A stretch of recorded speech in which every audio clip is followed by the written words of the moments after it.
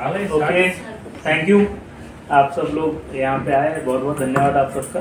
तो ये हमने मीटअप रखा था भोपाल में कंट्री होप कैफ़े में, तो एक छोटा सा इंटरेक्शन रखने की कोशिश की थी।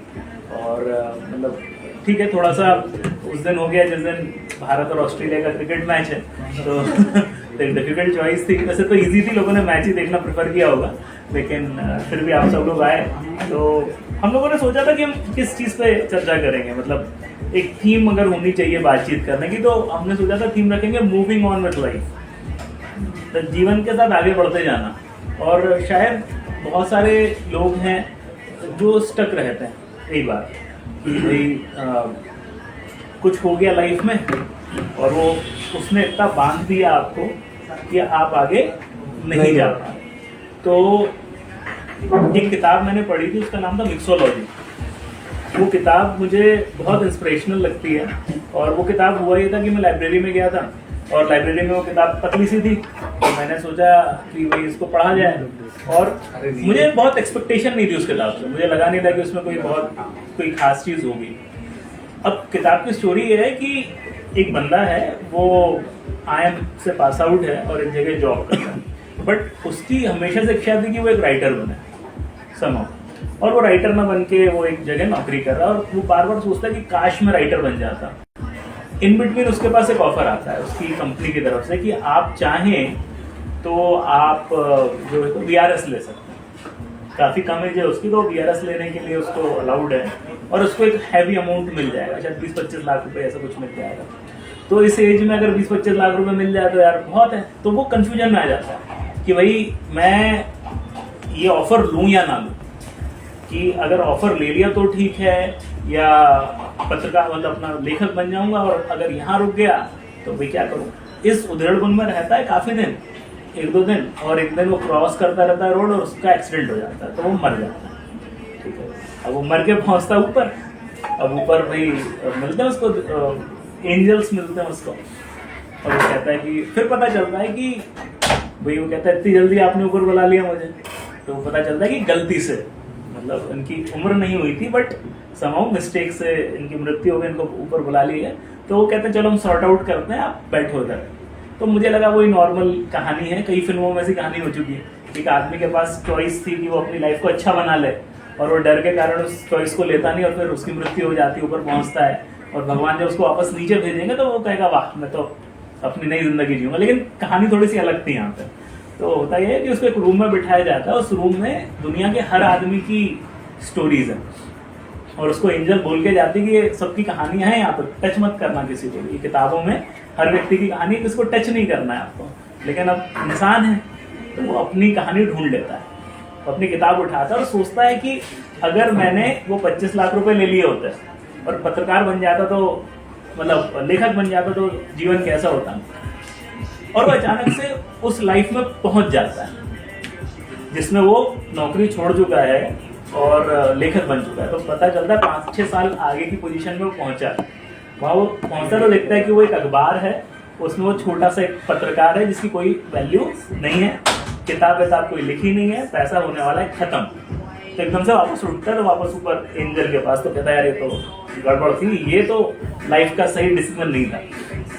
तो कहते यार एक काम करते हैं, कंपनी के साथ ही रहते हैं, नहीं छोड़ते नौकरी।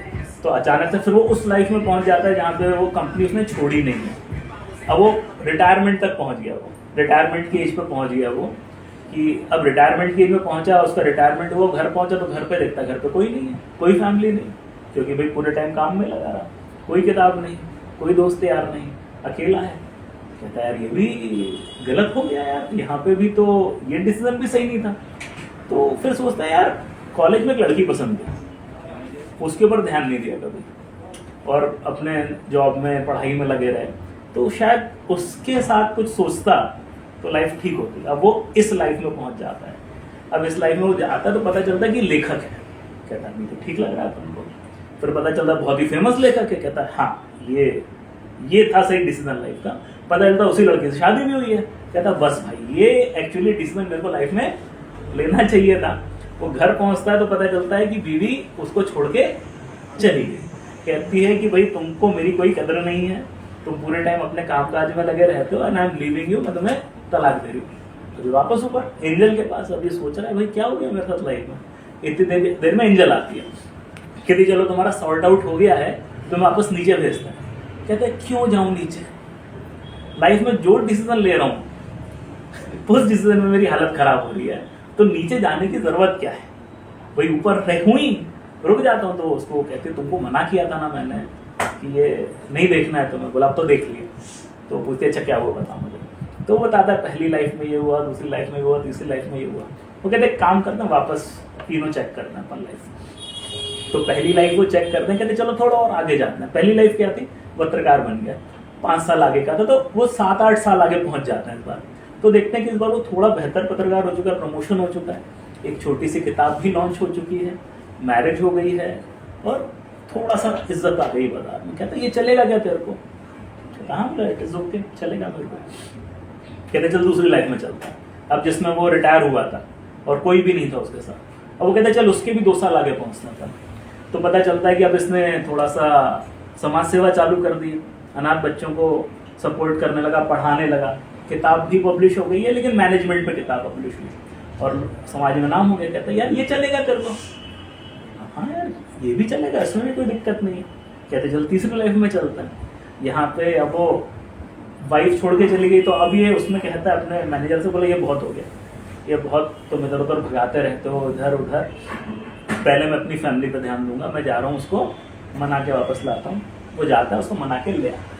तो एंजल पूछती है ये चलेगा क्या, बोला हाँ यार ये भी चलेगा। तो उसके बाद एंजल कहती है कि हमें लगता है जीवन में कोई एक ऐसा डिसीजन था जो हमने गलत ले लिया या सही ले लिया, तो हमारी जिंदगी बन गई या खराब हो गई। बोला ऐसा होता नहीं है, लाइफ में कोई एक ऐसा डिसीजन नहीं होता जो आपको डिफाइन करता है। लाइफ में ऐसे मल्टीपल डिसीजन है, आपने जो डिसीजन लिया, हर डिसीजन के साथ या तो आप सक्सेसफुल हो सकते हो या उसी डिसीजन के साथ आप फेल हो सकते हो। तो आप कभी ये मत सोचिए कि यही सही डिसीजन था मेरे जीवन का या यही गलत डिसीजन था। तो ये मैंने किताब पढ़ी और मेरे लिए तो बहुत आई ओपनिंग किताब थी, मेरे को इतनी एक्सपेक्टेशन ही नहीं थी इस किताब से कि इसके बाद ये किताब पढ़ने के बाद मेरे को रिग्रेट होने बंद हो गए। कई बार होता है ना यार, कई लोग पूछते थे मुझसे तुमने स्टेट बैंक छोड़ दिया, तो स्टेट बैंक छोड़ के तुमको रिग्रेट होता है क्या। तो कभी ज्यादा सोचा नहीं था, लेकिन एक किताब पढ़ने का तो नहीं हुआ, क्योंकि फिर लगता था हो सकता है स्टेट बैंक में रह जाता तो वहां पे खुश रह लेता, या शायद दुखी रह लेता। आज छोड़ दिया तो शायद दुखी रह लेता, यार सही चीज हो जाती। तो ये कहीं ना कहीं, खैर ये कहानी इतनी बड़ी है कि मैं 1 मिनट में सुना नहीं सकता, तो मैंने कभी इंस्टाग्राम पे नहीं डाली क्योंकि needs a lot of time. तो मुझे ऐसा लगता है कि लाइफ में कोई एक डिसीजन हमको डिफाइन नहीं करता, लेकिन हम लोग कई बार बांध लेते हैं अपने आप को कि यार उस दिन वो गलत किया था ना, या उस दिन वो सही किया था तो मेरी आज लाइफ है। नहीं, हर डिसीजन के साथ आगे आप बढ़ सकते हैं। दूसरी चीज जो एक जीवन ने सिखाई वो ये था कि कोई प्राइमरी गोल नहीं होता। हम लोग घर से निकलते हैं तो कहते हैं ना मुझे लाइफ में ये करना है। निर्भय तो निर्भय का हमेशा से बोलता है कि उसको सीए करना है, तो उसने सीए कर लिया। या शुभम का गोल है कि उसको फिल्म मेकिंग करना है। अब मेरे भी कुछ ऐसे गोल थे कि मुझे ये करना है वो करना है, अब नहीं हुआ वो गोल पूरे, तो या तो आप लटक के रह जाओ कि अरे तो हो ही नहीं पा रहा, या अपने आप को वापस आपको थोड़ा सा वापस सोचो, रिकैलिब्रेट करो। हो सकता है कोई दूसरी चीज है जिसमें आप सक्सेसफुल हो जाओ। तो किसी भी गोल के साथ में आपको बंध के नहीं रहना कि अगर आज ये नहीं हुआ तो मेरी लाइफ खराब हो गई, ऐसा नहीं होता। आप किसी भी टाइम पे अपना गोल शिफ्ट कर सकते हो। मतलब मैंने तो ये देखा है, और लाइफ कई बार क्या होती है ना, आपको बहुत सेकेंडरी जो आपके डिसीजंस होते हैं, ये जो सेकेंडरी चॉइसेस होती हैं, वो कई बार आपकी प्राइमरी चॉइसेस बन जाती हैं। कई बार आदमी बस हंसी मजाक में कोई काम चालू करता है, बोला ठीक है ना, बोर हो रहे थे 2 घंटे काम कर लिया, और कई बार वही सबसे बड़ा उसका अर्निंग सोर्स भी बन जाता है। मतलब तो कभी ना स्टक नहीं होना चाहिए, ये नहीं सोचना चाहिए कि मेरा जीवन तो इस चीज के लिए आया था और अगर ये नहीं आ रहा है तो मैं कुछ कर नहीं सकता। तो इसके अलावा मैंने खैर लिखा था मैं क्या क्या चर्चा करूंगा। तो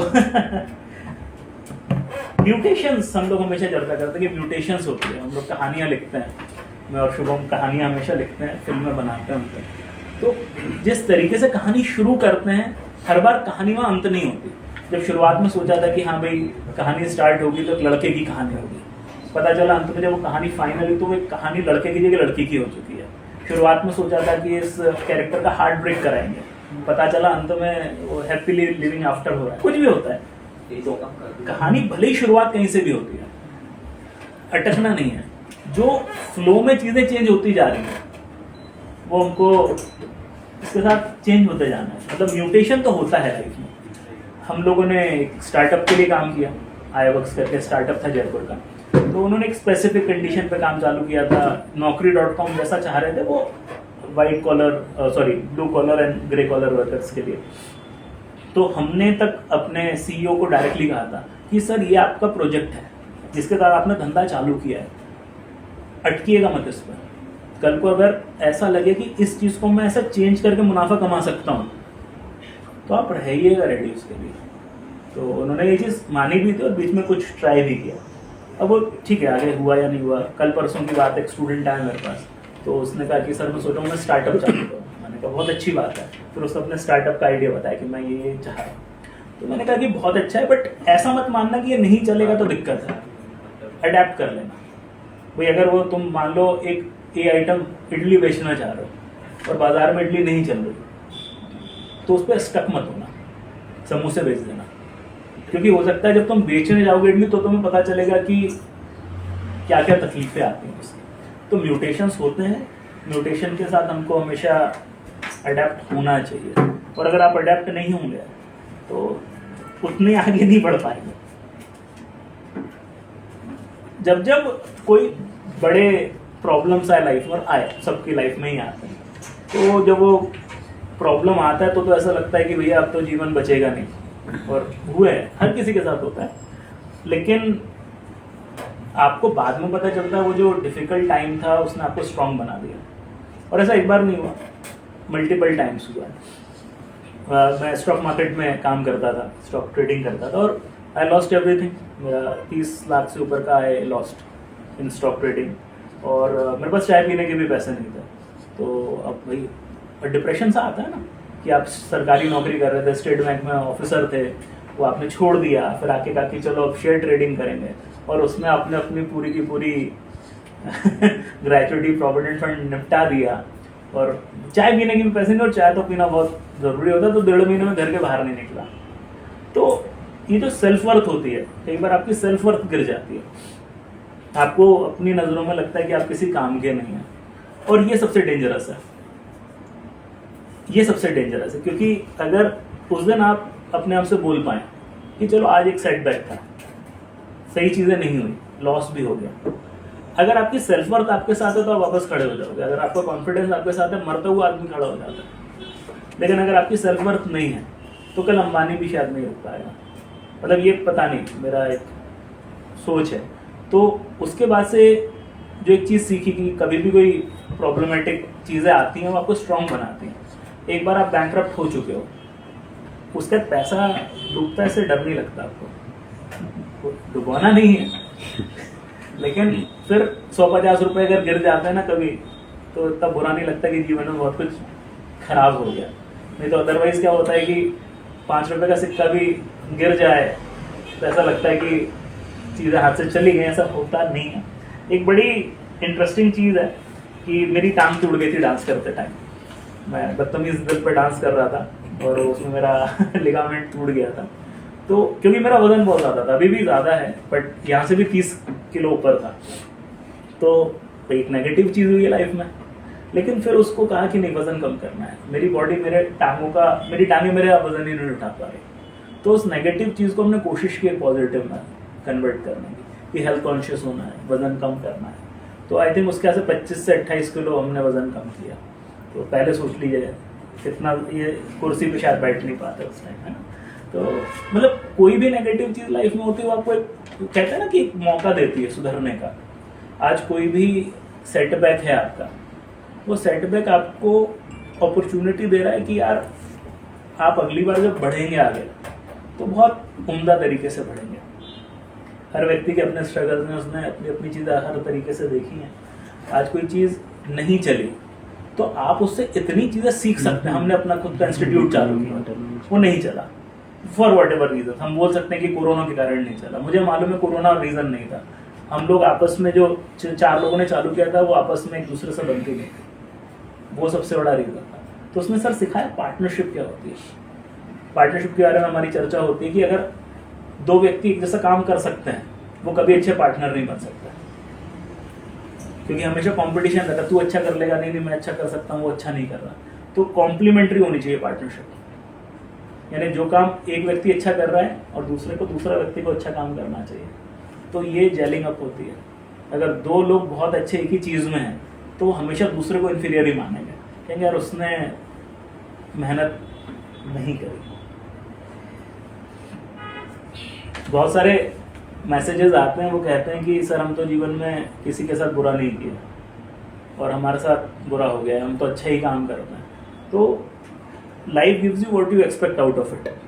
जीवन आपको वही देगा जो आपको लगता है जीवन से आप मांग रहे हैं। जब हम जीवन से कहते हैं कि यार मैं अच्छा व्यक्ति हूँ लेकिन मेरे साथ अच्छा नहीं होगा, तो जीवन कहेगा ठीक है तथास्तु।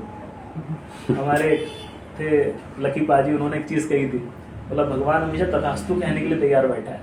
आप जो बोलोगे वो आपके साथ होगा। आप कहोगे मेरी हालत खराब हो जाएगी, वो कहेगा तथास्तु। आप कहोगे मैं बहुत खुश रहूँगा, वो कहेगा तथास्तु। आप कहोगे मैं अच्छा हूँ लेकिन मेरे साथ बुरा होगा, वो कहेगा तथास्तु। तो आप डिसाइड करिए ना आपको क्या चाहिए। हिंदुज्म में कहते हैं कि 24 घंटे में बोली कम से कम एक बात तो सत्य होती है। सरस्वती जी विराजमान होती हैं आपकी जीवन पर, आपको क्या मालूम वो भी बैठी हो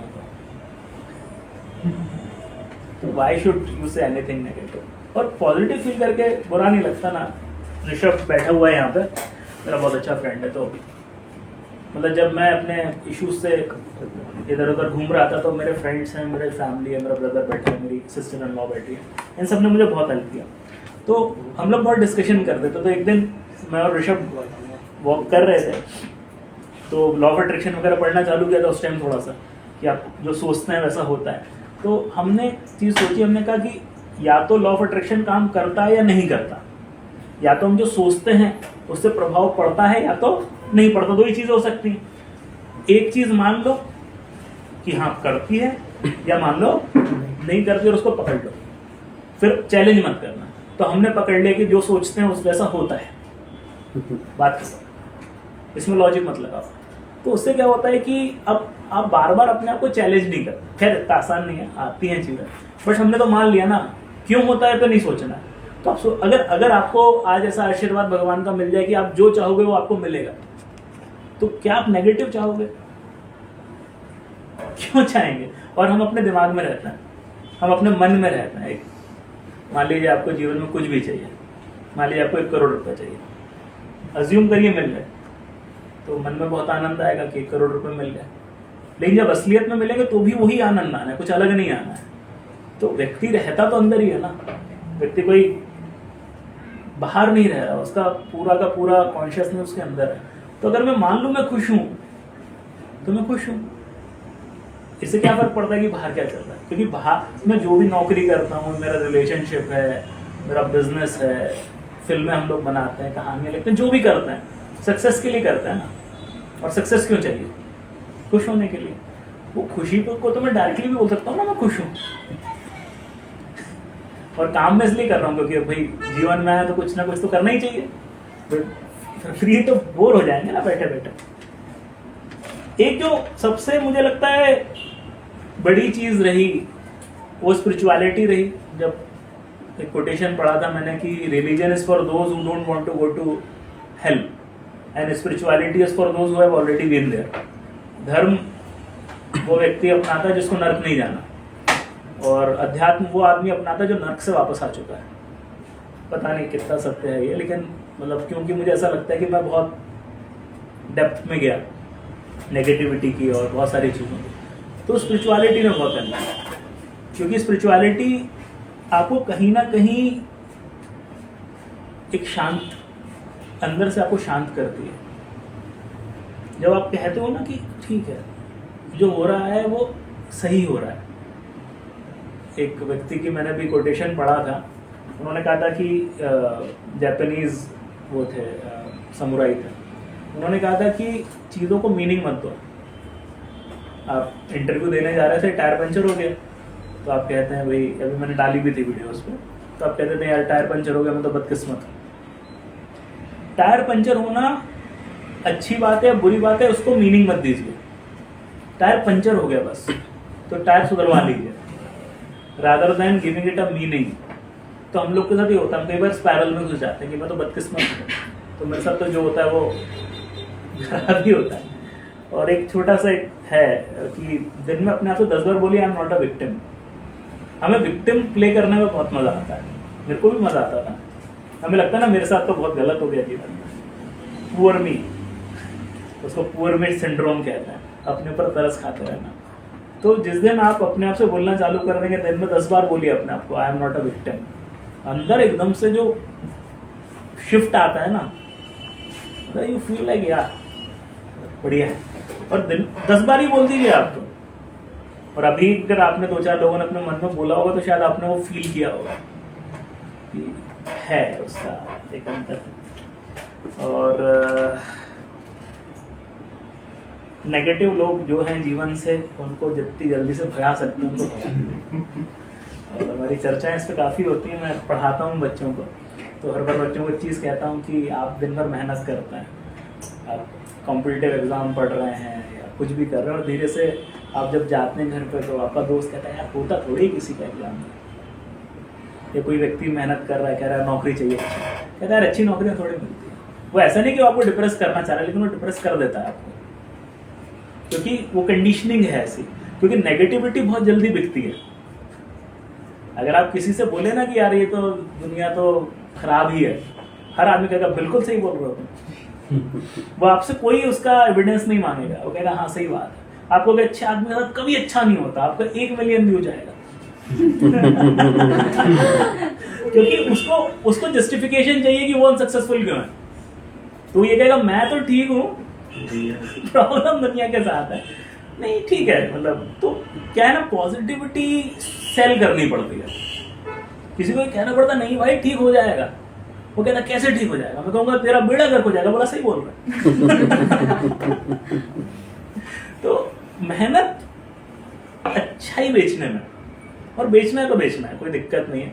देखो क्या होता है कि आपके साथ कोई व्यक्ति बैठा है, उसका तो पॉजिटिव होके चला जाए।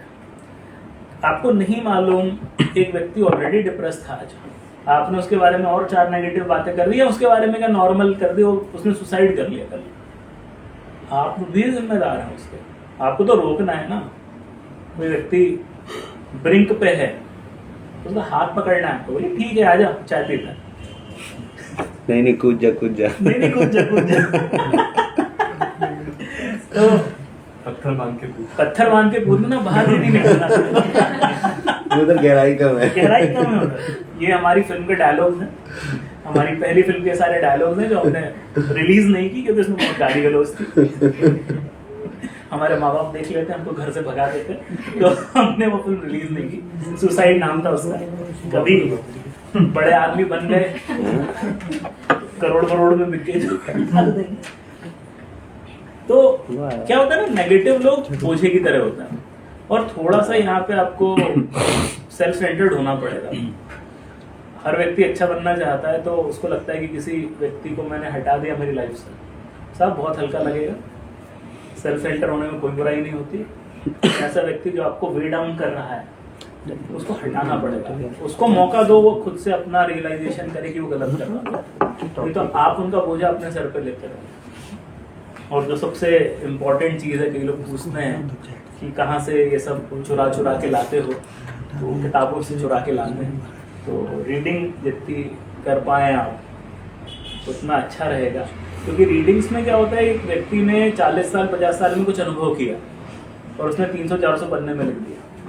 ये इन्होंने भी कहा है, डॉक्टर विकास दिव्य कीर्ति ने भी बीच में वीडियो में कहा था। मैंने उनसे नहीं चुराया है ये उनके वीडियो को देखने से पहले भी मैंने कई बार अपनी क्लासेस में ये बात कही है, क्योंकि मैं मानता हूँ ये चीज़। क्योंकि किसी व्यक्ति ने अगर पढ़ा महात्मा गांधी की किताब को, 2% भी महात्मा गांधी को बन गया, पूरा तो नहीं बन पाएगा, 2% भी काफ़ी होता है। आपने आइंस्टीन साहब को पढ़ा या आपने किसी को भी पढ़ा और 2-2% भी उनसे उठा लिया, तो आपके टीचर कितने बढ़िया हैं। मतलब गांधी जी से आपको शांति कौन पढ़ा देगा या व्हाटएवर। तो रीडिंग जितनी रखें उतना बेहतर रहता है। और बस यही कुछ चीज़ें लिख के लाए थे आज के लिए। तो अगर कुछ आप लोग पूछना चाहते हैं तो मतलब ओपन है, if you want to ask anything. अगर जवाब दे पाए तो जरूर। हाँ भैया, आपका मतलब कौन सी बुक्स आप रिकमेंडेड करेंगे कि शुरुआत किससे करें? शुरुआत इजी बुक्स, मतलब जो पढ़ने में आसान हो। आप ये मत सोचिए कि उससे कुछ मिल जाएगा।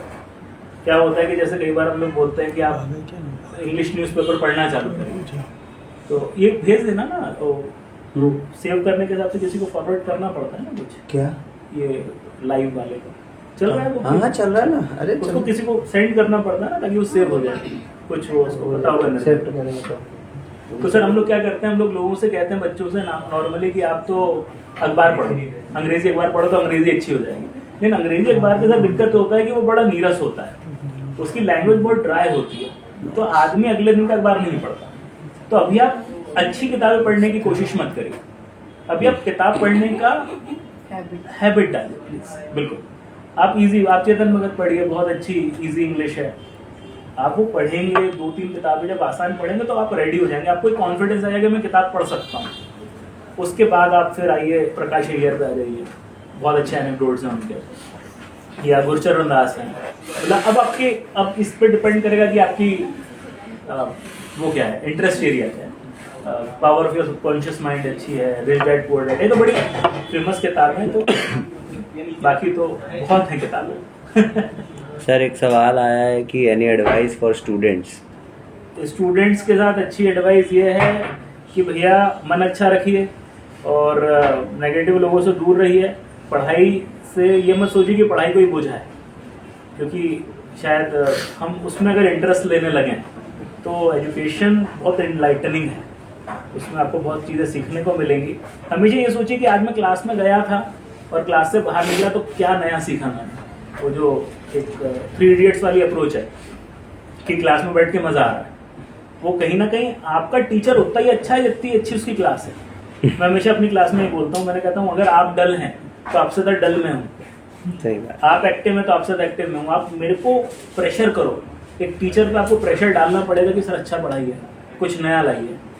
अगर आप वो प्रेशर नहीं डालेंगे वो टीचर बहुत टाइम तक आपके लिए एफर्ट नहीं करेगा। प्लस रीडिंग रखिए थोड़ा सा, और हाँ थोड़ा अगर मेडिटेशन वगैरह करें, पॉजिटिव रहें और नेगेटिव टाइप के रील से दूर रहें। अपने माइंडसेट को ठीक कैसे करें? अपने माइंडसेट को ठीक कैसे रखें? अगेन अच्छे जो बहुत महान लोग हुए हैं उनकी किताबें पढ़ें आप, और अगेन हेल्दी ईटिंग, एक्सरसाइज करिए। एक्सरसाइज करने से मैंने देखा है कि बहुत फ़ायदा होता है। मेरे को देख के आपको लगता नहीं होगा कि मैंने एक्सरसाइज वगैरह ज़्यादा की है, बट जब करता हूँ तो मुझे अच्छा लगता है। वॉकिंग करिए, हेल्दी हैबिट्स, मतलब आप स्प्राउट्स वगैरह खाइए, अच्छे जूसेस वगैरह पीजिए, उसका मन पे बहुत असर पड़ता है। कोई भी बैड हैबिट या कोई डिस्ट्रैक्शन से कैसे बचें? वो तो मुझे पता चलेगा तो मैं बताऊंगा। न्यू फ्रेंड कैसे बनाएं? न्यू फ्रेंड कैसे बनाएं? बम्बल जाए। बिकम इंटरेस्टिंग, नहीं बम्बल में तो मैं नहीं बताऊंगा, but become a interesting person है।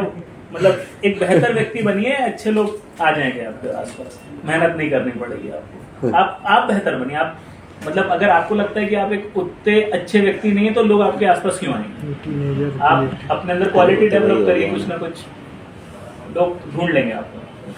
हाँ सर। जैसे हम बहुत ज़्यादा एम्फसाइज करते हैं कि बुक्स हमें पढ़नी चाहिए जी।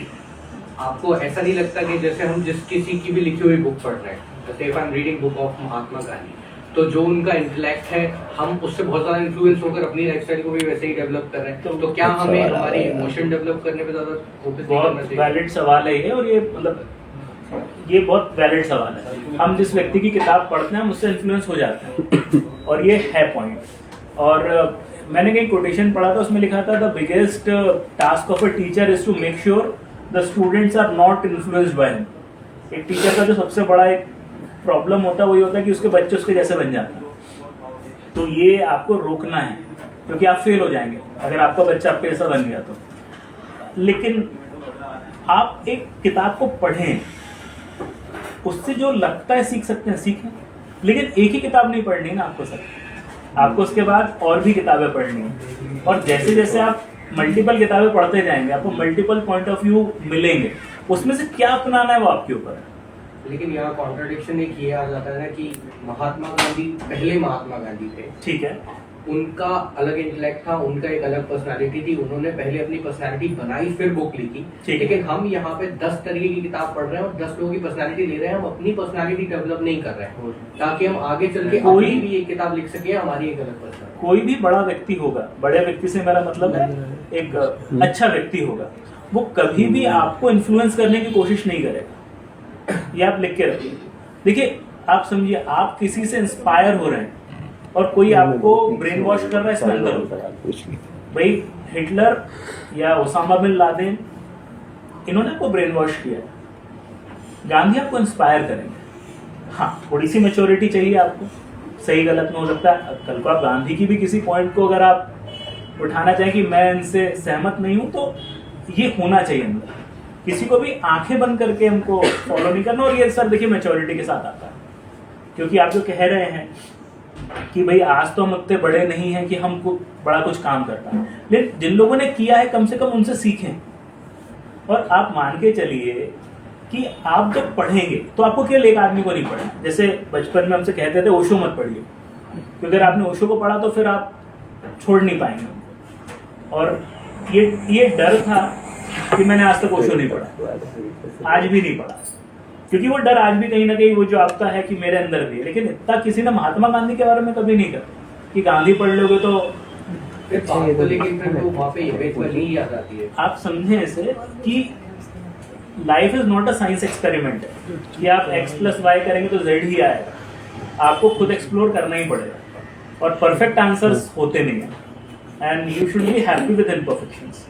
कि मैं आपको यहाँ परफेक्ट आंसर नहीं दे सकता, क्योंकि मतलब मैं उतना बड़ा आदमी नहीं हूँ कि मैं आपको ये बता सकता हूँ कि गलतियाँ करिए। आप गलतियाँ करने में प्रॉब्लम नहीं है, आप गलतियाँ करिए, सीखिए, फिर गलतियाँ करिए, फिर सीखिए।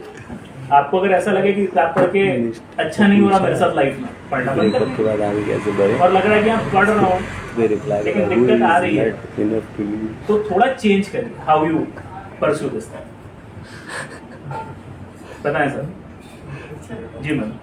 मुझे ये पूछना है कि जैसे बहुत बार ऐसा होता है कि हम कोई पर्टिकुलर कुछ भी काम कर रहे होते हैं तो साथ वाला सेम चीज कर रहा है पर वो ज्यादा अचीव कर रहा है, तो तुमको जेलसी नहीं है कि अच्छा वो अचीव कर रहा है क्योंकि तुम्हारा दोस्त है, कलीग है? तो जेलसी क्यों नहीं होगी?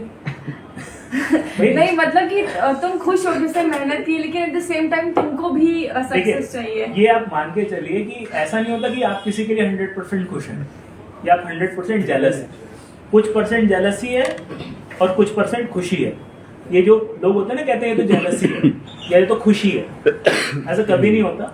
अब सवाल है कि 80% खुश हैं या 80% जेलस हैं, क्योंकि वो कभी ऐसा नहीं होगा। आप महात्मा नहीं है और महात्मा बनने की कोशिश भी नहीं करनी। आप उसको ड्राइव कैसे करें वाली बात है। एक व्यक्ति है कि ये बहुत आगे जा रहे हैं मुझसे, तो एक तरीका है कि मैं किसको रोकूं कैसे, और दूसरा ये हो सकता है कि यार मैं बेहतर, तो वो थोड़ा डिफिकल्ट होता है क्योंकि रोकना तो थोड़ा इजी होता है, तो वो उसमें कम मेहनत लगती है। नहीं तो मेरा क्वेश्चन ये है कि तुमको आगे बढ़ना है, वो बढ़ रहा है ठीक है, उससे मतलब वो नहीं है। उसकी लाइफ है। आप मान के चलिए, कई बार फिलॉसफी में एक सवाल पूछा जाता है, आज मैंने प्रयास चालू किया और आज मुझे उसका रिजल्ट मिला, लेकिन इतना लीनियर टाइम नहीं होता, ऐसा फिलॉसफी में मानता है। किस व्यक्ति ने कब प्रयास चालू किया था आपको पता भी नहीं है। हो सकता है कि वो 4 जन्म से वो बेचारा मेहनत कर रहा हो और अब उसको उसके रिजल्ट मिला, और वो अगेन आपको अगर आप विश्वास करता है। हाँ, तो मतलब वो देख तो मैं आज ही रही हूँ, तो देख आप रही है तो आपको, exactly। लेकिन उसका बैकग्राउंड नहीं मालूम। नहीं तो मेरा क्वेश्चन ये है कि जैसे मेरे को आज फर्क पड़ रहा है कि अच्छा भाई बस दूसरे बंदे को सक्सेस मिल गई, मुझे कम मिलेगी, ठीक है, तो उस थैंक यू। तो ये चीज को मतलब एक तो डीमोटिवेशन तो आ ही रहा है कि हाँ भाई उसको मिल गया मेरे को नहीं मिला है, फिर दूसरा कंपैरिजन आ रहा है कि भाई सेम चीज मैं कर रही हूँ मेरा क्यों नहीं हो रहा है, फिर पॉजिटिव माइंडसेट को लेकर आगे कैसे बढ़ना। मैं कहानी आपको सुनाता हूँ, मेरे मित्र की कहानी है, और अगेन इस पर भी मैं बना चुका हूँ। मेरा मित्र है, वो बैंकिंग में था, तो उसने बैंक में नौकरी कर रहा था वो, फिर उसने बैंक की नौकरी छोड़ी और 2 साल उसने बिजनेस किया, DSA वगैरह का धंधा किया। अब नहीं चला धंधा, तो उसने कहा वापस बैंक ज्वाइन करता है। तो जैसे इस लेवल पे वो था जब उसने नौकरी छोड़ी थी, 2 साल बाहर रहा। अब आपको क्या लगता है जब वापस आएगा तो कौन से लेवल का आएगा? इस लेवल पे आना चाहिए। ये वो आया इस लेवल पे। बैंक वालों ने कहा भैया नहीं, तुमको थोड़ा नीचे वाला जॉब मिलेगा, और उसी टाइम पे जो साथ वाले थे वो 2 साल ऊपर थे, तो उसको आ गया फ्रस्ट्रेशन कि भाई मेरी तो गलती हो गई कि मैं बिजनेस करने ही क्यों गया, नौकरी करता रहता तो कम से कम ऊपर तो जाता लाइफ में। तो वो बहुत फ्रस्ट्रेट था। ये उसी ने मेरे को बताया। फिर उसने कहा कि एक दिन मैं एक वीडियो देख रहा था, उस वीडियो में आया कि कोई व्यक्ति 55 साल की उम्र में अमेरिका का राष्ट्रपति बनकर रिटायर भी हो जाता है, ओबामा, और कोई 70 साल की उम्र में राष्ट्रपति बनता है जो डोनाल्ड ट्रंप। तो हर व्यक्ति की टाइमलाइन अलग है। किसी और की टाइमलाइन को देख के आप अपनी टाइमलाइन डिसाइड नहीं कर सकते।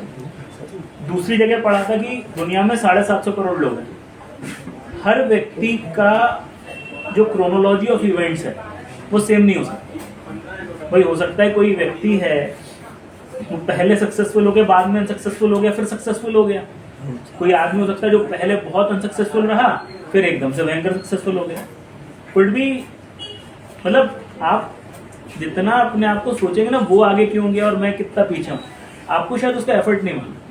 प्रोबेबली आपको ये नहीं मालूम कि वो व्यक्ति ने इससे पहले क्या क्या स्ट्रगल किया है। और बहुत लक भी होता है। लक है, बिल्कुल है लक। मैं एक दूसरी कहानी सुनाता हूँ, चलिए। ये मैंने नहीं सुनाई, लास्ट कहानी। तो एक व्यक्ति भगवान के पास पहुंचता है और वो बोलता है कि मेरे साथ लाइफ में बहुत गलत हुआ, मेरे साथ अत्याचार हुए, मेरे साथ ऐसा हुआ वैसा। वो भगवान चुप है, बहुत देर तक चुप रहता है। वो पूछते जाते हैं कि यार मेरे साथ गलत हो गया, ये हुआ, बोल क्यों नहीं रहे? तो ईश्वर कहते हैं कि दुनिया में सिर्फ 2 ही लोग हैं, एक तू है और एक मैं। तो मतलब क्या है इसका? तो उसको नीचे ले जाते हैं, बोलते देख वो एक लेबर है और उसका ठेकेदार है, वो ठेकेदार उसको मार रहा है। तो अत्याचार किसके साथ हो रहा है? बोला लेबर के साथ। अत्याचार कर कौन रहा है? बोला ठेकेदार। बोला दुनिया में एक मैं हूँ और सिर्फ एक तू है। तू ही किसी जन्म में वो ठेकेदार बना है और किसी और जन्म में तू वो मजदूर बना है। किसी बार तू किसी पे अत्याचार कर रहा है और कभी वही अत्याचार तेरे साथ हो रहा है। कभी सोचिएगा आपने, इस प्रकार से सोचिए कि इस पूरे शहर में, देश में जितने लोग हैं ये मैं ही हूँ।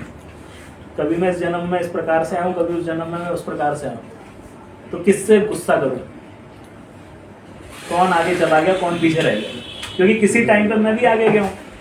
कभी हो सकता है मेरे साथ भी बहुत कुछ अनफेयर एडवांटेज मिला हो मुझे। हर बार मेरे साथ ही अनफेयर नेगेटिव वो जरूरी नहीं है ना मैम। भाई हमें भी तो बहुत जगह अनफेयर एडवांटेजेस मिले होंगे। भाई कहीं पे मैंने पढ़ा था कोटेशन कि ऐसे कितने लोग हैं आज अस्पताल में जो इतनी बुरी स्थिति में होंगे कि दे विल हैप्पीली से कि मुझे जीवन दे दो जो आपका है मेरा। हमें लगता है हम अनसक्सेसफुल हैं, बट हमारे जीवन के लिए कितने लोगों का होगा कि यार यही मिल जाए तो मैं तो गंगा नहा टाइप्स। तो हमेशा मतलब डिपेंड्स कि आप खुश रहने के लिए पीछे वाले को देखना चाहिए, आगे बढ़ने के लिए आगे वाले को देखना चाहिए। भाई हमें तो जीवन में आप बोलो दिन में 10 बार अपने आप को बोलो आई एम ब्लेस्ड। दिन में आप अपने आप को 10 बार बोलो कि मेरे ऊपर तो ईश्वर की बहुत कृपा है। मतलब ये मेरा मानना है, मैं अपने आप को विक्टिम नहीं मानता। मैं मानता था अपने आप को इस जमाने में विक्टिम, और मैं बहुत प्रॉब्लम में रहा। फिर मैंने एक दिन कहा कि नहीं, ईश्वर ने मुझे यहाँ पे विक्टिम बनने के लिए तो नहीं भेजा। तो चीज़ें अच्छी हुई उसके बाद से। सर एक बहुत कॉमन सवाल आ रहा है, जॉब करते करते अगर नया स्टार्टअप करना है तो कैसे टाइम को मैनेज करें? ऐसे जॉब छोड़े बगैर करना है, जॉब छोड़ के स्टार्टअप चालू बिल्कुल नहीं करना है। और वो मैनेज कैसे करेंगे वो आपके ऊपर। बट जॉब छोड़ के करने का मतलब नहीं रहता, क्योंकि क्या है पैसा आना बंद हो जाएगा। और अगर जॉब एकदम से तो स्टार्टअप चलता नहीं है, टाइम तो लगता है। तो वो एकदम से चलेगा नहीं। तो टाइम मैनेज आप ऐसे करेंगे, आप देखें 24 घंटे में आप कितनी देर आप टेलीविजन देखते हैं, तो मोस्ट ऑफ द टाइम आप अपना टाइम वेस्ट ही कर रहे हैं मेरा मानना है। तो मैंने तो टेलीविजन देखना आई थिंक सालों से बंद कर दिया। OTT वगैरह जरूर देखता हूँ या यूट्यूब वगैरह देखता हूँ। आपको पता चल जाएगा कि आपके पास टाइम है। आपने अगर इंदिरा नूई का नाम सुना तो इंदिरा नूई पेप्सिको की चेयरमैन थी। वो कहती थी कि मैं डेली रीडिंग करे बगैर मैं सोती नहीं हूँ। आधे घंटे में जितनी देर रीड करती हूँ। मैं कईयों से बोलता हूँ रीडिंग करो, बोला सर टाइम नहीं है। भाई जब इंदिरा नूई के पास टाइम आ सकता है तो आप उनसे तो बिजी नहीं है। तो आप स्टार्टअप करें, ऐसा स्टार्टअप करें जिसमें ज़्यादा पैसा ना लगता हो। इंदिरा नूई नहीं सुना आपने ना? हाँ, पेप्सिको की चेयरमैन। और एक डॉक्टर है मुंबई में, हार्ट सर्जन, दिन में कई बार 3 हार्ट सर्जरी करते हैं और शाम को फुटबॉल खेलते हैं। जब ये व्यक्ति टाइम निकाल सकते हैं तो हम उनसे बिजी तो नहीं। सही बात। आई थिंक टाइम तो निकाला जा सकता है। सर समटाइम्स क्या होता है, पेरेंट्स कंपेयर करते रहते हैं कि वो आपका इतना वो कर रहा है, अचीव कर रहा है, तुम कुछ अचीव नहीं कर रही हो, तो उनसे कैसे बचे? अपने माँ बाप से खुद निपटे। मैं अपने माँ बाप से निपट नहीं मम्मी पापा को बोलना अनंत अंबानी के पास। नहीं भैया, अनंत अंबानी पापा आप समझे, आपके लिए कोई और खड़ा हो ना खड़ा हो के पेरेंट्स खड़े रहते हैं, तो आपके पेरेंट्स को मैनिपुलेट करना मैं लाइव टीवी पे नहीं समझा सकता। पेरेंट्स भी देख रहे होंगे। पेरेंट्स भी देख रहे होंगे, पर्सनल आओ। नहीं देखिए, आपके कुछ और हो ना हो, आपके पेरेंट्स आपके लिए अच्छा चाहते हैं, ये तो मतलब हर आदमी मानेगा। आपको उनको कॉन्फिडेंस दिलाना पड़ेगा। मेरे पिताजी को मेरे को कॉन्फिडेंस नहीं था जब मैंने जॉब छोड़ी। मेरे फादर मेरे को साइकोलॉजिस्ट के पास एक बार ले गए।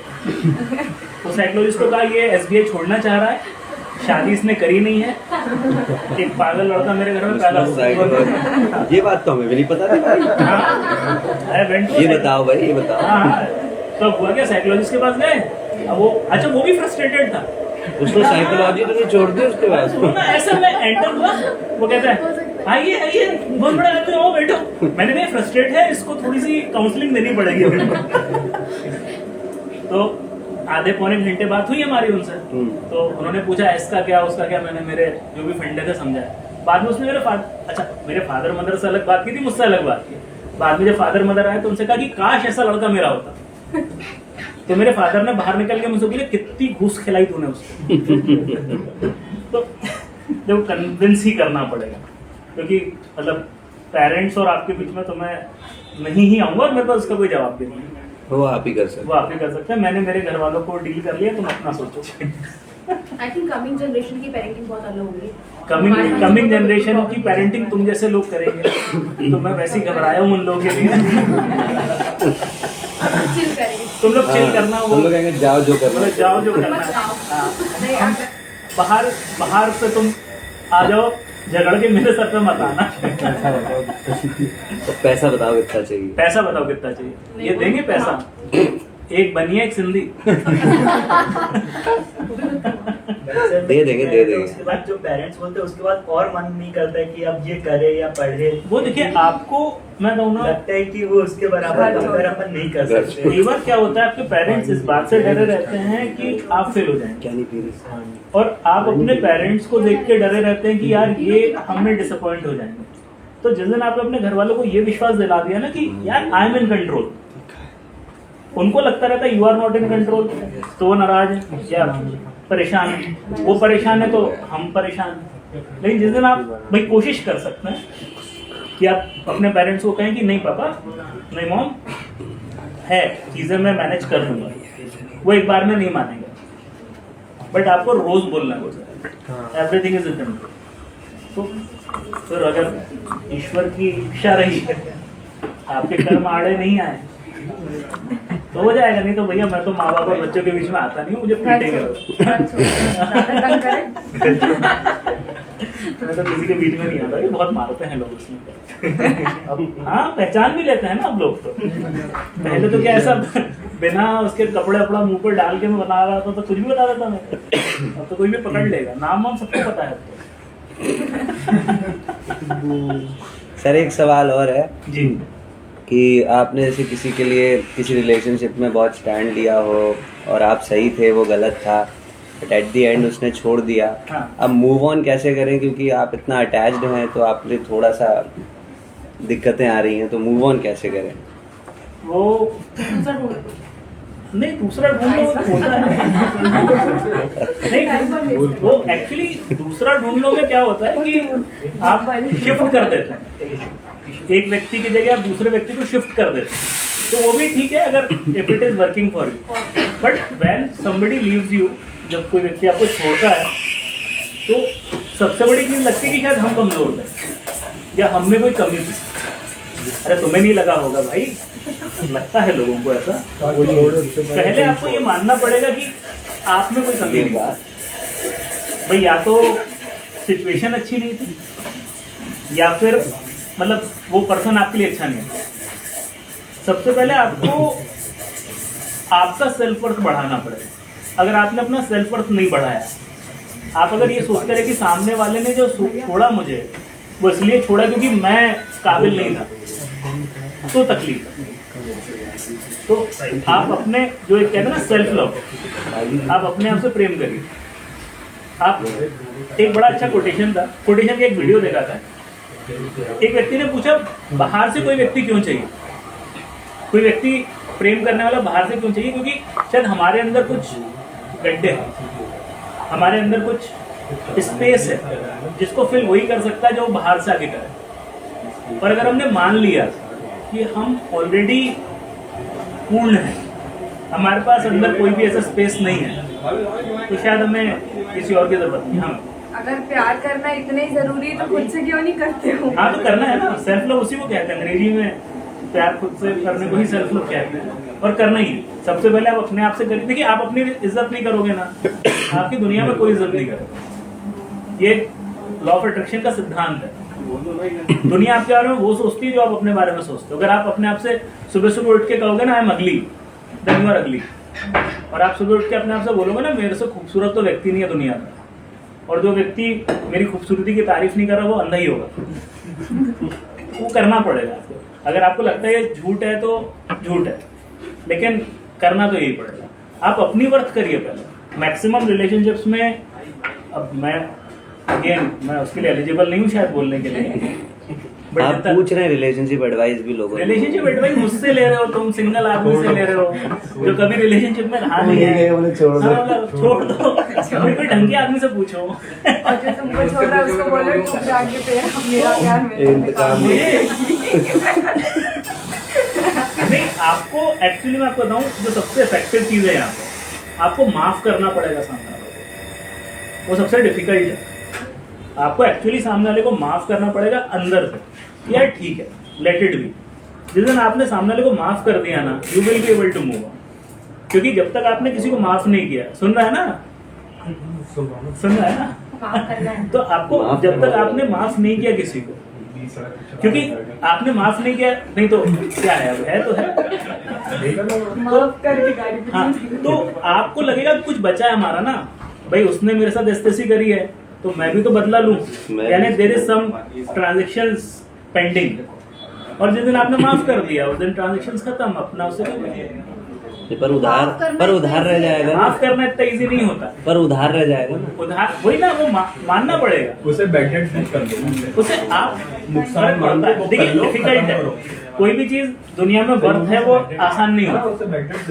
आपको आसान कभी भी नहीं है, मैं ये नहीं करूँगी आसान है, बट जो सवाल है कि आप मूव ऑन कैसे करेंगे, तो मूव ऑन करने का तरीका यही है कि सामने वाले को माफ करना पड़ेगा। और उसके लिए अगर आपको अपने आप से झूठ बोलना पड़े कि उसने कुछ गलत नहीं किया, आप अपने आप से 2 मिनट के लिए झूठ बोल दो कि सामने वाले ने कुछ गलत नहीं किया, उसकी कोई गलती नहीं, आपके लिए मूव ऑन करना बहुत आसान है।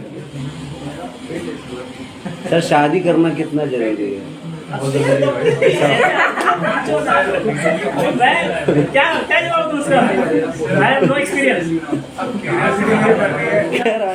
मैंने आपको रिसेंटली डिस्कवर किया, ठीक है, तो मैं चाहूंगा कि आप थोड़ा ब्रीफ इंट्रो दे। किसका इंट्रो? मेरा इंट्रो थोड़ा सा मेरा इंट्रो ये है कि मैंने भोपाल से हूँ और मैंने MBA किया है। अब वो थोड़ा है ही नहीं, मैं क्या करूँ उसमें? क्या भाई? अब वो कह रहे थोड़ा सा इंट्रो दो। थोड़ा सा नहीं भाई, 1 घंटे का एक घंटे का इंट्रो है वो। मैं अब रहने दो यार, बहुत लंबा हो जाएगा। छोड़ इंट्रो नहीं देते हैं, अभी देते बात पर्सनली इसके बाद अभी क्या लाइव चल रहा है ना, इसमें बोर हो जाएंगे। दे देंगे आगे। और कोई प्रश्न? बड़े फैसले जैसे लिए जाते हैं जी। बड़े फैसलों के लिए कैलकुलेशन ज्यादा इंपॉर्टेंट रहता है या लीप ऑफ फेथ? अब वो कितना अच्छा डिफिकल्ट सवाल है। मतलब हर बड़ा फैसला लीप ऑफ फेथ पे लिया जाता है। सवाल ये आया है जो सुन नहीं पाए कि बड़े फैसले जो लिए जाते हैं वो कैलकुलेशंस इम्पोर्टेंट है, लीप ऑफ फेथ इम्पोर्टेंट है, दोनों ही इम्पोर्टेंट है सर। देखिए एक इनर गट होता है आपका, मतलब आप समझे ना कि कितना बड़ा फैसला। अब आपको शादी करनी है, अब आपको शादी करनी है तो थोड़ी ये ठीक लग रही कर लेते हैं भाई, कुछ तो हिसाब किताब लगाने पड़ेंगे ना आपको, या आपको धंधा चालू करना है तो धंधा चालू करने के पहले कुछ तो डेटा क्रंचिंग आप करोगे ना। लीप ऑफ फेथ ये होता है दो ऑप्शंस के बीच में, दो लोगों में समझ में नहीं आ रहा या दो धंधों में समझ में नहीं आ रहा, लेकिन बैकग्राउंड तो आप जितना डेटा निकालोगे वो डेटा आपको क्लैरिटी देगा। मतलब हमको कई बार लगता है कि हाँ जी, जैसे आप एक वही शादी का एग्जाम्पल देते हैं, आपको पता है कि आप सही फैसला ले रहे हो नहीं है, और अगर आप अपने घर वालों के खिलाफ जाते हो तो at least you have to have a leap of faith कि हाँ अगर जो भी आगे होगा that I will be responsible. हाँ, लेकिन वो अब उतना लीप ऑफ फेथ होना चाहिए ना। अब कई लोग हैं जो, अब आपको पता है व्हाट इज एट स्टेक, आपको मालूम है कि अगर मैंने शादी करी तो मेरी फैमिली मेरे से नाराज हो जाएगी। Are you ready? ये तो डेटा है ना भाई, ये तो डेटा है, इसमें लीप ऑफ फेथ की बात ही नहीं है, तो शाश्वत सत्य है। तो इसके साथ आर यू रेडी, और अगर इसके बाद if you are ready then you have to take a call कि मैं क्या करूं या नहीं करूं।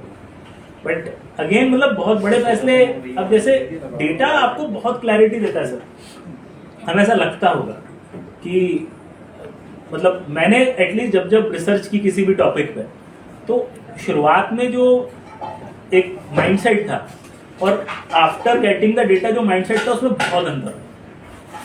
जैसे मैं एक छोटा सा सवाल पूछता हूँ, इकोनॉमी का सवाल है कि भारत का सबसे बड़ा एक्सपोर्ट क्या है? भारत सबसे ज्यादा एक्सपोर्ट किस चीज का करता है सबसे बड़ा? तो मैक्सिमम सर्विसेज, चावल भी नहीं, वीट भी नहीं, शक्कर मसाले कुछ भी नहीं। हम करते हैं सबसे ज्यादा पेट्रोलियम, पेट्रोलियम प्रोडक्ट्स। हाँ, सबसे सबसे ज्यादा हमारा जो सबसे बड़ा एक्सपोर्ट है वो पेट्रोलियम प्रोडक्ट्स है, लोगों को नहीं मालूम, और ये डेटा है। इसमें सर कोई मेरा परसेप्शन नहीं, कच्चा माल हम खरीदते हैं, इंपोर्ट प्रोसेस करते हैं और उसको क्रूड ऑयल को एक्सपोर्ट करते हैं। अब हमको इतनी एक रूडिमेंट्री चीज अगर पता चल जाए, जबकि हमको मतलब ऐसा भी नहीं कोई ढका हुआ डेटा है, ये तो दुनिया जानती है इसके बारे में, तो सर डेटा जब आता है ना तो कुछ तो फर्क पड़ता है। बट जैसे आपने अच्छी खासी सरकारी नौकरी छोड़ दी, आप you move to a different things, data तो आपका फिर भी वही था, क्या सरकारी नौकरी ज्यादा वापस सुन नहीं पाया। जैसा आपका एग्जाम्पल कि आप गवर्नमेंट जॉब छोड़ के जी, आपने आपको जो करना था जैसे स्टोरी टेलिंग और ये सब, तो दोनों में स्टेबल तो यही था, डेटा सब इसकी तरफ था, बट आप लेकिन सर ने ये सवाल पूछा कि भाई अगर आपने सरकारी नौकरी छोड़ी और आप स्टोरी टेलिंग कर रहे हैं तो स्टेबल तो नौकरी ही थी, बट मेरा एटीट्यूड कभी भी सरकारी नौकरी का था ही नहीं। और इवन जब मैंने एसबीआई ज्वाइन किया था तो भी मैं जानता था मैं वहां से रिटायर नहीं होगा, ये तो मैं उस दिन भी जानता था जिस दिन मैं साइन कर रहा था ना डॉक्यूमेंट, क्योंकि मुझे मालूम है कि मैं ऐसा आदमी नहीं हूँ। दूसरी बात है कि मैं सीधे स्टोरी टेलिंग तक नहीं आया, बीच में मैं बैंकरप्ट हुआ, टांग टूटी, बेइज्जती सही, घर से बाहर 1.5 महीने नहीं निकला, लेकिन समझता कि मैं जीवन में क्या चाहता हूँ। तो थोड़ा थोड़ा थोड़ा इमोशनल प्रॉब्लम्स रही बहुत सारी, और उसने कहीं ना कहीं आपको, आज सुबह मेरे फादर के बहुत अच्छे फ्रेंड हैं सक्सेना का, उनका कॉल आया था एंड ही कॉम्प्लीमेंटेड मी कि तुम लाइफ में वो कर रहे हो तुम करना चाहते हो। बहुत मतलब हाँ, उन्होंने यही कहा कि यार बेटा कितने लोग कर पाते हैं, पता भी नहीं होता कि आपको करना क्या है। तो आपको कभी भी नहीं मालूम आपको क्या करना है। यहाँ लीप ऑफ फेथ है कि आप एक्सपेरिमेंट करो, मजा आ रहा है तो कंटिन्यू करो, नहीं है तो फिर आओ नया करें। मेरा पहला जॉब यूटीआई बैंक का था, मैंने 2.25 महीने में भाग गया वहां से, बैंगलोर से। तो अगर आदमी कह रहा तो तू नौकरी छोड़ के आ गया। मेरे मौसा जी ने मुझसे कहा सक्सेसफुल रिट्रीट, मैंने कहा ये क्या मतलब होता है? नेपोलियन लड़ने गया था, अगर टाइम पे वापस आ जाता तो बच जाता। भैया बचोगे आज तो कल लड़ोगे ना, तो वो बात होती है। सही क्या है आपको कभी नहीं मालूम, एक्सपेरिमेंट है, ट्राई करते रहिए हम। जैसे आपने एसबीआई की जॉब छोड़ी तो आज की डेट में तो सरकारी नौकरी मतलब खजाना। सरकारी नौकरी जो कर रहे हैं उनसे पूछो। उनसे पूछो। मेरे जितने फ्रेंड हैं, टचवुड, मेरे जितने फ्रेंड हैं सबके मैसेज मुझे आते हैं जो मेरे साथ में एसबीआई में भी चीफ मैनेजर हैं, एक आध एजीएम हो चुका है, कहते हैं भाई बस तू एंजॉय कर रहा है। मैं जितना कमा रहा हूँ उससे 20 गुना कमा रहे हैं वो लोग, नो डाउट अबाउट इट। अगर मैं भी एसबीआई में होता मेरा 1.5 लाख का पैकेज होता महीने का, भाई नहीं चाहिए। I am very happy. नहीं तो जब आप ऐसा लाइफ में नहीं होता। तो जब आप जॉब छोड़ रहे थे तो उस वक्त तो थोड़ा सा ऐसे डर होगा कि लाइफ में कुछ होगा नहीं। मैं अगर होगा। एसबीआई में रह जाता तो मैं निपट जाता। मैं इतना मेंटल टॉर्चर में था। मेरे फैमिली ने मुझे हमेशा सपोर्ट किया। मैं आज अगर सरवाइव किया हूँ या जो भी हूँ आज छोटा मोटा, वो मेरी फैमिली के कारण है, क्योंकि मेरी फैमिली, मैं इकलौता था तो भगा भी नहीं पाया वो मुझे। भाई बहन और कोई है नहीं, तो भाई क्या करेंगे, मजबूरी है। यहाँ पे एक तीसरी चीज आ गई है जी सर। एक कैलकुलेटेड रिस्क में और लीप ऑफ फेथ के बीच में, ये जो आप बोल रहे हो ना, ये तीसरी चीज क्या कि जो आपने ऑन द स्पॉट जो डिसीजन लिया है वो आपने किसी मतलब एक कैलकुलेटेड उसके बेसिस पे नहीं लिया है। कौन सा आपने वाला? अपने पर्सनालिटी के बेसिस पे डिसीजन लिया है कि हाँ। एसबीआई का जॉब नहीं, SBI इसमें का- लीप ऑफ फेथ नहीं आया। नहीं, लीप ऑफ फेथ नहीं था, बट वहां पे मैं नौकरी नहीं छोड़ता अगर चीजें ठीक चल रही होती। अचानक से वहां पे चीजें खराब होने लगी और फिर मैंने एनालाइज किया। जैसे मैं आपको बताता हूँ, मैंने यूटीआई बैंक ज्वाइन किया, मेरा पहला जॉब एक्सिस बैंक में। मैं एज अ असिस्टेंट मैनेजर था शायद। मैंने उस दिन मैं सेल्स कर रहा था वहाँ बैंगलोर में। मैंने देखा मैं असिस्टेंट मैनेजर हूँ, मेरे ऊपर डेप्यूटी मैनेजर है, एवीपी है, जितने भी 4-5 मैंने अपने ऊपर के लोग देखे, हर आदमी सेल्स कर रहा था। तो मैंने कहा यार यहाँ पे रह के क्या जीवन भर सेल्स करता रहूं क्या? भाई अगर 2 लेवल ऊपर भी आदमी कुछ पोजीशन चेंज कर लेता तो मैं कहता ठीक है 4 साल 5 साल सह लेंगे, बट यहाँ तो भाई सेल्स ही करनी है।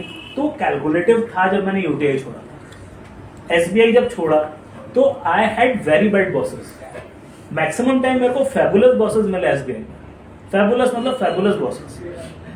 एक बॉस और सुपर बॉस दोनों आ गए थे मेरे पापों का हिसाब लेने मुझसे। मेरे 5-6 जन्मों का पाप एक साथ वो साफ करवाने आए थे। तो अब ऐसा नहीं था, जब मैंने नौकरी छोड़ी वो दोनों जा चुके थे। ना मेरा इमीडिएट बॉस वो था, ना मेरा सुपर बॉस वो था। दोनों अच्छे लोग आ चुके थे, लेकिन मुझे मालूम था ना कि कल फिर ऐसा कोई और आएगा, फिर खून चूसेगा। वो भी कैलकुलेटेड था।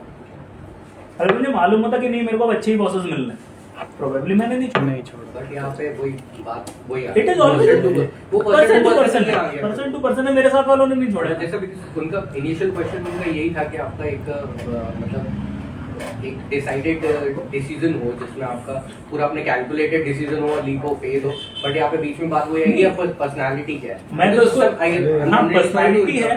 देखिए आप ये डिसीजन पहले से था कि मैं छोड़ूंगा, इन कंडीशंस में छोड़ूंगा नहीं सोचा था।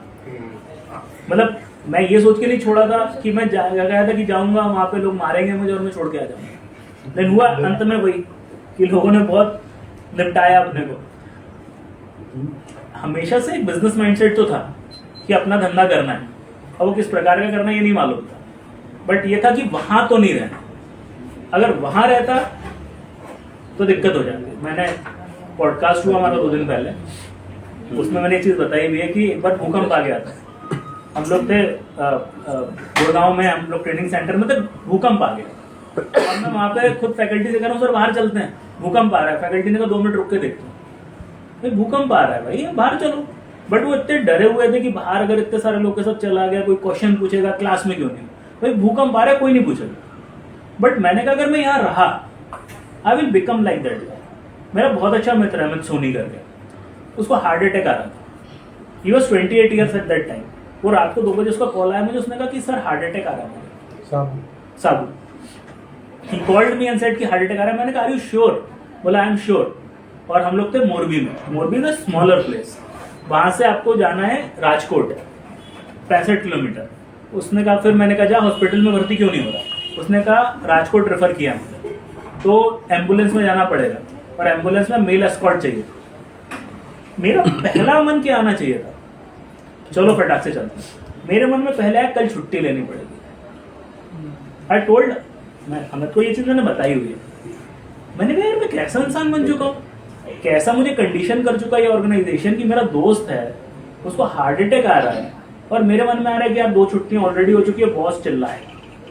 उस दिन मैंने डिसाइड कर लिया यहाँ नहीं रहूंगा क्योंकि वो मेरे दिमाग को खराब कर देगा।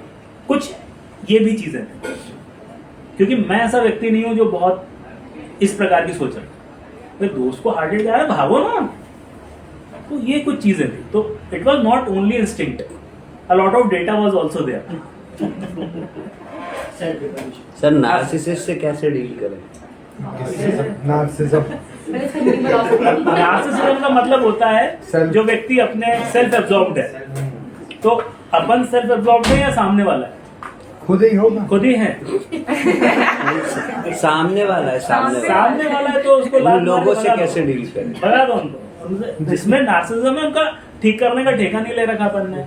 भाई एक नार्सिसिस्ट आदमी है जो स्वयंभू समझता है अपने आप को, आप उसको कितना समझा दो कि ये गलत है वो नहीं समझेगा, तो आप उसकी लाइफ से धीरे से निकल लो, नहीं तो वो आपके जीवन को खराब करेगा।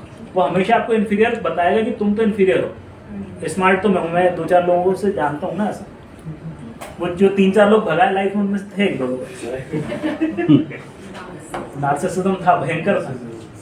तो don't be around those people.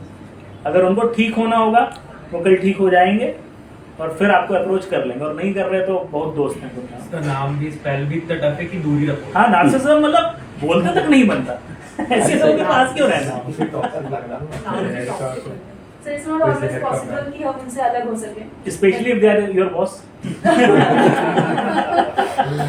Boss से अलग हुआ जा बॉस से सकता है, अलग- फैमिली से अलग नहीं हो सकता। अगेन मैं फैमिली में तो घुसता ही नहीं हूँ।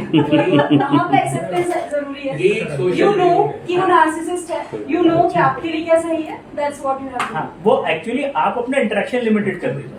आपको Exactly. पता है कौन सी चीजों से सामने वाला ट्रिगर होता है, आपको पता है कि वो गलत कर रहा है, बट आप उसको ट्रिगर मत करो। ये हाँ, नार्सिसिज्म मतलब जैसे आप ही ठीक हैं, मतलब मैं ही ठीक हूँ बाकी आप तो गधे ही हैं। अब मुझे मालूम है कि ऐसी कब मैं ये ज्यादा दिखाता हूँ। अब जैसे 1-2 थे अपने साथ वाले भी तो थे ना एक नहीं तो कभी कभी ऐसा होता है ना कि वो ज्यादा मतलब ऐसे करते हैं कि सारा ब्लेम आपको कर देते हैं, हाँ। और फिर खुद विक्टिम प्ले करते हैं। ये होता है, फिर ये- चाहे गलती उन्हीं की क्यों ये ना हो। बहुत कॉमन है कि पहले सामने वाला गलती करता है, फिर अगर आप उसको पूछें कि आपने गलत क्यों किया तो वो कहता है नहीं तुम्हारी गलती है। तो इसमें अगेन वही वाली बात है, एक टॉक्सिक रिलेशनशिप है या कहीं ना कहीं क्योंकि सामने वाले ने आपके साथ गलत कर दिया है और आपको हिसाब किताब कंप्लीट करना है तो आप आगे बढ़ नहीं पाते। डील कैसे करेंगे आप? डील करना ही नहीं ऐसे लोग, हाँ छोड़ो। आप किसी के साथ अगर रिलेशन में हैं, छोड़ो उसको। जैसे पता मिनिमल इंटरेक्शन हस्बैंड है, हस्बैंड है तो वही क्योंकि हस्बैंड के साथ ब्रेकअप हो जाएगा। पहले सोच के करना। वो भाई पूछ गया। यही कहना चाहूंगा कि ये जो जैसे फैमिली अगर फैमिली मेंबर है उसको भी फ्री करो। तो हम एक सोशल डायलॉग में ऑलरेडी देख रहे हैं कि अगर एक सोशल एक फैमिली मेंबर है और वो नार्सिसिस्ट है तो हम उसको छोड़ नहीं सकते। नहीं छोड़। नहीं, वो सोसाइटी का प्रेशर। जैसे उन्होंने कहा था, बिल गेट्स ने कहा था life is unfair, get used to it. अब ऐसा कोई फैमिली मेंबर मिल गया लाइफ में तो वो तो आपके पूर्व जन्म के पाप हैं। नहीं ठीक है, मजाक की बात है, तो प्रारब्ध है। इससे नहीं बचा जा सकता। देखिए अगर आपके पेरेंट्स हैं, अगर वो नार्सिसिस्ट हैं तो आप छोड़ देंगे क्या? नहीं छोड़ेंगे, सिंपल सी बात है। आपके स्पाउस अगर नार्सिसिस्ट है तो छोड़ दोगे क्या? हाँ बिल्कुल। सौरभ आप लाइव बोला गया है। वो जो लाइव बोला गया, लाइव बोला गया। वो तो बेचारा कुछ बोला ही नहीं इसमें। वो बेचारा चुपचाप खड़ा होना। हमारा भाई नार्सिसिस्ट नहीं है, बिल्कुल भी नहीं है, बिल्कुल भी नहीं है। बिल्कुल नार्सिसिस्ट नहीं है वो। जैसे कि आपने बोला मिनिमल इंटरेक्शन हो उनके बीच में, आपको ट्रिगर नहीं करना। लेकिन अगर आपने एक जहाँ पे आप 22 साल 25 साल के हो, एक आप किसी की लाइफ में चले गए जो आपका हस्बैंड है या वाइफ है, आपको अगले 40 साल उनके साथ में इन्वेस्ट करना है, तो आप वहाँ पे एक मिनिमल इंटरेक्शन नहीं रख सकते। तो उसके 3 डाइवोर्स भी है, अनलमेंट भी है। हाँ अनलमेंट होता है, यानी ये मतलब एब इनिशियो आप शादी को मान सकते हैं, हुई नहीं, समझौता नहीं, आर्बिट्रेशन। रहने दो, ऐसा नहीं पढ़ाई कर रहा हूँ मैं भाई, वहाँ पे मैं बिल्कुल आपको कोई जवाब नहीं दे सकता। ये देखो फिर अभी पूछने लग जाएंगे लोग हाँ, मैरिज के मैं बारे में। शादीशुदा नहीं हूँ, शादी is not the topic. गलत जगह जा रहा है। और तुम भी शादीशुदा नहीं हो, तुम भूलो मत।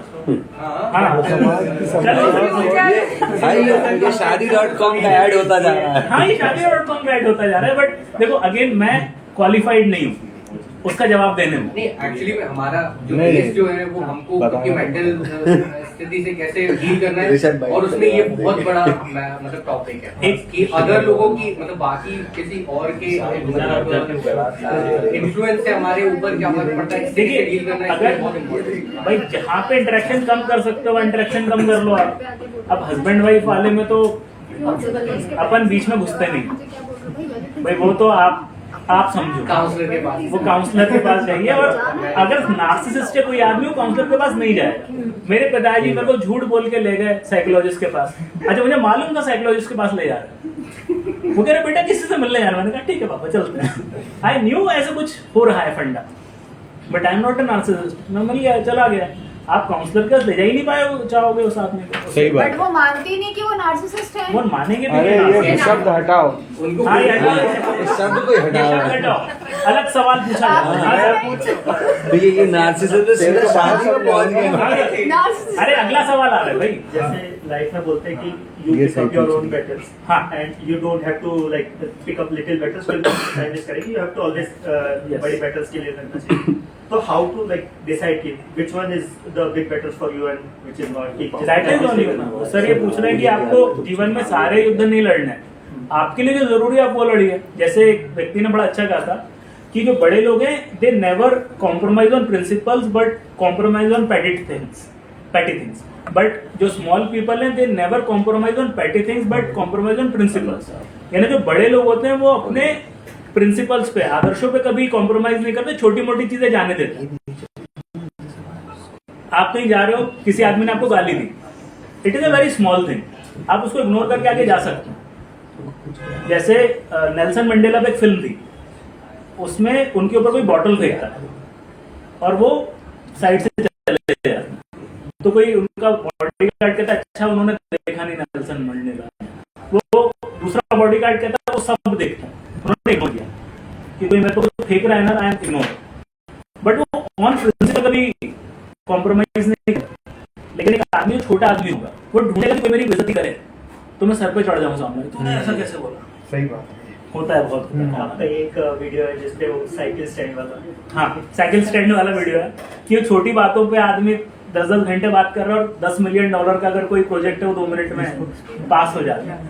अगेन आपको डिसाइड करना ना आपके लिए कौन सी वैल्यू ज्यादा इंपॉर्टेंट है।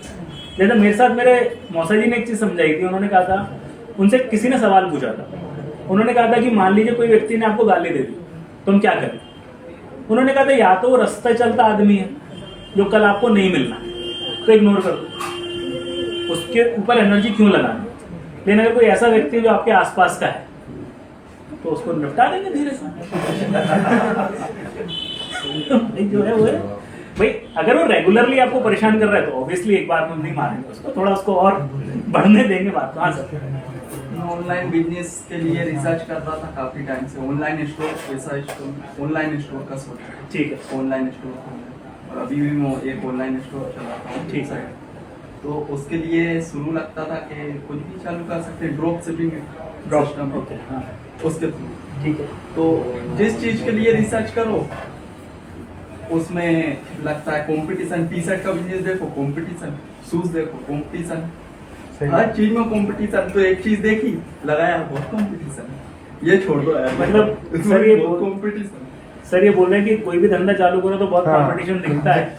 तो हम लोग MBA कर रहे थे, तो MBA में हमारे एक सर थे, एज मेकर्स करके एक इंस्टीट्यूट था, संदीप अत्रे सर थे हमारे, तो मैं तो उनको बहुत गुरु मानता हूँ। उन्होंने कहा था संदीप अत्रे, हाँ, तो उन्होंने एक बड़ी अच्छी चीज कही थी कि आप MBA करके बहुत समझदार हो जाते हैं। ये तकलीफ है क्योंकि आपको रास्ते के सारे गड्ढे दिखते हैं कि आज मैं जब धंधा चालू करूंगा तो क्या 500 प्रॉब्लम आएगी, मुझे आज ही दिख जाए। हाँ, सारे प्रॉब्लम्स आपको दिख जाते हैं। तो उन्होंने कहा था sometimes you need to ignore the pits, कई बार आंखें बंद करके काम चालू करना पड़ता है। ये मत सोचिए कि क्या दिक्कत है, क्योंकि दिक्कतें तो सारी हैं, पर कहाँ नहीं है, हर जगह कंपटीशन है। आप चालू करो, कम बजट पे चालू करो, 400 चीजें सीखो, उसका दूसरा चालू करो। आप ये मत सोचो कि पहली बार में जीत जाऊंगा, आप इसके हिसाब से चालू करो कि मैं तो फेल होने वाला हूं और मेरा काम है मैक्सिमम वैल्यू ड्राइव करना। और वो मेरे को बहुत अच्छी चीज लगती थी कि sometimes you need to ignore the pits. कई बार गड्ढों को इग्नोर करना ही पड़ेगा। कौन सी रोड पे गड्ढे नहीं मिलेंगे? एक बार करके देखा है टी शर्ट का ऑनलाइन। हाँ काफी सीखा ऑनलाइन कुछ? स्टोर है, उसमें लोग जो टी शर्ट 3000 4000 की बेच रहे हैं, हाँ। वो मैं 1000 रुपए की दे रहा दिखी या नहीं दिखी? हूं। नहीं बिकी। हाँ सर। आपने कुछ सीखा? सर अगर हाँ। जैसे मजबूत व्यक्तिगत ब्रांड हाँ। किसी नार्सिसिस्ट व्यक्ति के साथ रहने की एग्जैक्टली टेंशन भी है। Wherever you go, same topic. तो इसका एक ही ये मूविंग इसका ऑन एक ही विद आंसर लाइफ है, अच्छा हो गया है। मुझे नहीं पता। गुड मैं आपको जबरदस्ती आंसर नहीं दे सकता. I don't have an answer. Actually sir she is my wife. She is not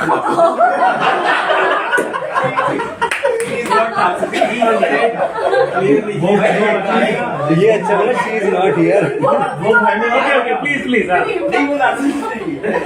She's not, but she is working at a place where her guide is. We feel so. She is a narcissist, so she has to adjust. So PhD कर रहे हैं? PhD कर रहे हैं? मतलब she is doing PG in orthodontics. वो क्या guide लोग होते हैं. वो मैं इसी चक्कर में मैंने पीएचडी नहीं किया.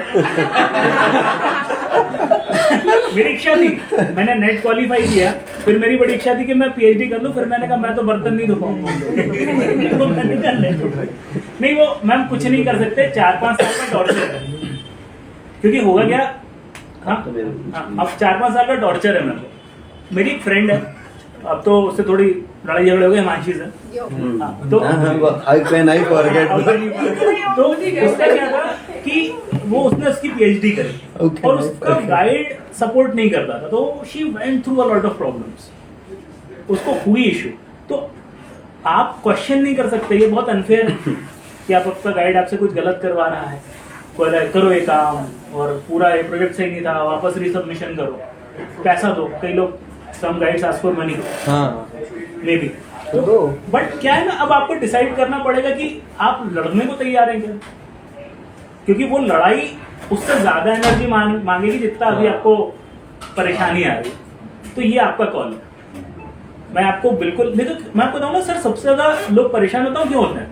सबसे ज्यादा लोगों को बर्बाद किया जाता है मॉरलिटी के नाम पर, कि मॉरली दिस इज राइट. आदमी मर जाएगा मॉरलिटी के नाम पर. सही बात. दिस इज द एथिक्स के नाम पे बहुत मरता है आदमी. भाई this is the right thing to do, this is prudent, do it. कल आप डॉक्टर हो जाओगे मैम, दैट मैटर्स. आज आप लड़ लो, सामने वाला नहीं देगा आपको डिग्री, लंबा कर देगा. भाई आपको 10 साल करेगा तो आप एक दिन कहोगे जाओ नहीं करना. तो 10 साल सह भी लिया, तो अभी आप मान लो कि मेरे को 4 साल सहना है.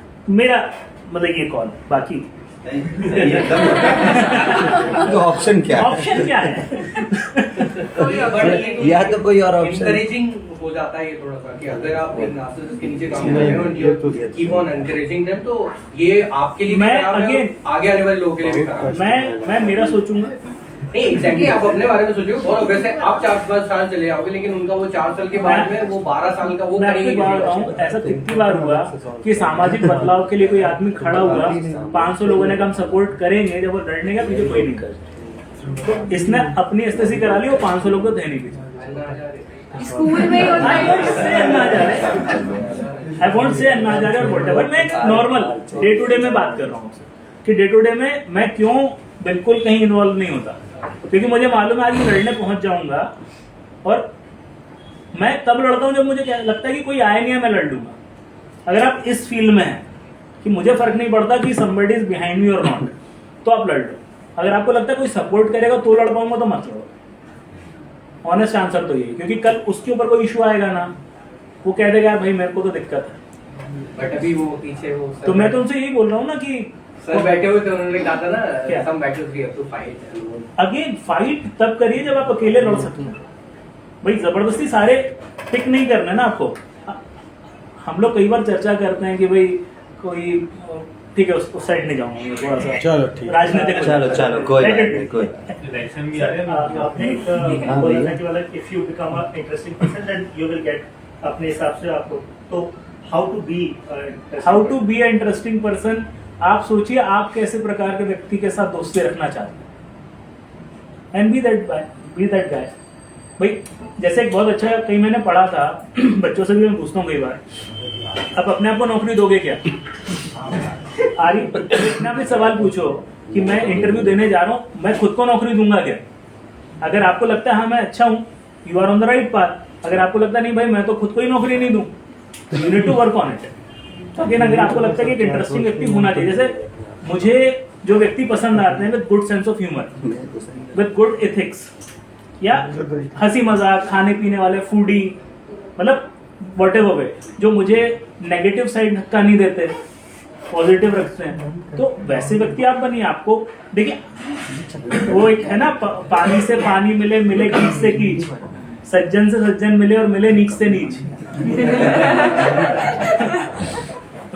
वो अमित सोनी का मैं आपको बता रहा था, मेरा दोस्त है।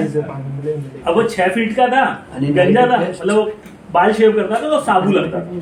तो एकदम मेरे सीनियर ने मुझसे पूछा, बोला तुम्हें उधार पूरी मोरबी में कोई और दोस्त नहीं मिला? तो मैंने यही डायलॉग चेप दिया, मैंने कहा मिले नीच से नीच, वही अपनी इक्वेशन पे आता है। तो आप जैसे व्यक्ति आपको वैसे लोग मिलेंगे। मतलब जैसे मैं सिंगल हूं तो पता नहीं सारे सिंगल ही दोस्त हैं मेरे। I don't know. जो बेचारे मिंगल हैं उनकी भी स्थिति जो मिंगल हैं उनकी स्थिति खराब है।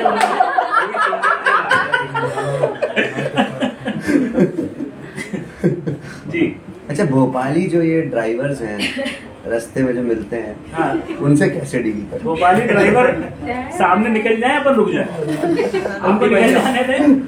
आप बन जाओ भोपाली ड्राइवर, बन जाओ, पायलटिंग सीख लो थोड़ी। नहीं कोई दिक्कत नहीं, वो हर जगह बेकार ड्राइवर्स हैं। केवल भोपाल में नहीं है, इंदौर में भी है, सूरत में भी है, मैं जहाँ जा रहा हूँ वहाँ तो रही है। बेंगलोर में नहीं है क्योंकि बेंगलोर में गाड़ी चलती ही नहीं है, खड़ी रहती है। ठीक, आई थिंक कोई और कुछ पूछना चाहे? कोई और नार्सिज्म कुछ नार्सिज्म में कोई नार्सिसिज्म थोड़ा बहुत बचाओ ना।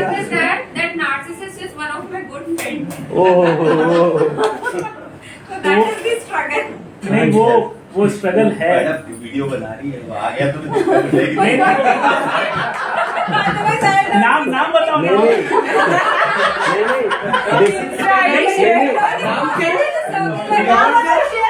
नहीं सबसे अच्छी बात क्या है, लाइव है। मैं आया तो मैंने ये देखा तो कोई पहचान का तो नहीं है। नहीं सबसे अच्छी बात क्या है, आप नाम मत बताओ तो सामने नहीं, पकड़ भैया नहीं पाएगा, पूछ उसकी भी बात पूछने से रहे। वो नार्सिसिस्ट है, वो तो मानते ही नहीं ना इतनी गुड नार्सिसिस्ट। फ्रेंड हुई तो हाँ ये तो सही। हाँ तो वो तो समझ जाएंगे। Insta ID without tag करना। हाँ ये पूछे और फॉलोअर चले जाएंगे। हाँ पता चल जाएगा किसी ना किसी का तो। क्या पता मुझे भी अवेकनिंग हो जाए कि यार मुझे पता नहीं था मैं। अरे वो बाहर दोनों आ जाएंगे, उनको लग रहा है कुछ पर्सनल चल रहा है, आ जाओ कोई दिक्कत थोड़ी होगी। कोई पर्सनल नहीं है, कोई पर्सनल पब्लिक है, सामूहिक चल रहा है, नार्सिज्म चल रहा है। बट हमको एक मीटअप रखना पड़ेगा। एक मीटअप का पर्सनल वाला सिर्फ नार्सिज्म पे नहीं भाई, वो बात ही नार्सिज्म पे मुझे कर मालूम ही नहीं है। एक्चुअली मुझे जानना है कि डील कैसे करें। मत डील करो, मत डील करो। बात बताओ। ड्यूटी मेरी ड्यूटी है, खुद नहीं पता मेरे को कैसे। देना पड़ेगा जवाब, ऐसे कैसे इन्फ्लुएंस हाँ मैं कोई ऐसा कह रही है, ऐसे कैसे क्या बताऊं? कैसे डील करें। लात मार दो उनको, मार मुक्का मार दो, नाक तोड़ दो उनकी। ठीक है चलिए, रास्ता तो यही है। Thank you. भाई साहब बहुत सारा लव यू आया है पूरी लाइव में, और आई थिंक सब जगह से बहुत सारा प्रेम। धन्यवाद थैंक यू। इसको कहीं वो सेव कर लेना। वो कैसे सेव करते हैं? अरे शुभम को पता अरे होगा ये उसको बताया ना, उसने लाइव सेव किया ना, कैसे सेव किसने सेव किया भैया? लोग कर दो। किसने लाइव सेव? लाइव यार सुनो, तुम्हें आता है? नहीं तो उनको पता है, आपको पता है? हाँ वो भाई को वो भाई को पता है। Thanks everybody for coming. आप लोग सब आए, धन्यवाद।